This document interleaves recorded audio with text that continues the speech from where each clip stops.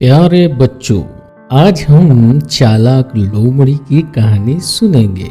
किसी कौवे को कहीं से रोटी का एक टुकड़ा मिल गया। वो उसे चोंच में दबाकर उड़ा और एक पेड़ की शाख पर जा बैठा। एक लोमड़ी की नजर कौवे पर पड़ी।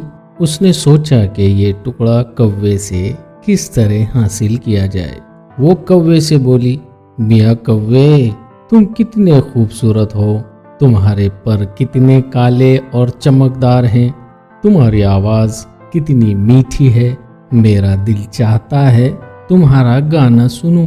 कौवा अपनी तारीफ सुनकर खुशी से फूल गया।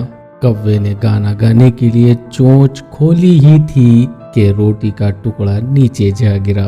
टुकड़ा उठाकर लोमड़ी ये जा वो जा, कौवा बेचारा मुंह देखता रह गया। तो इस कहानी से हमको क्या सबक मिलता है बच्चों? हमको सबक मिलता है खुशामद से खुश होने वाले इसी तरह नुकसान उठाते हैं।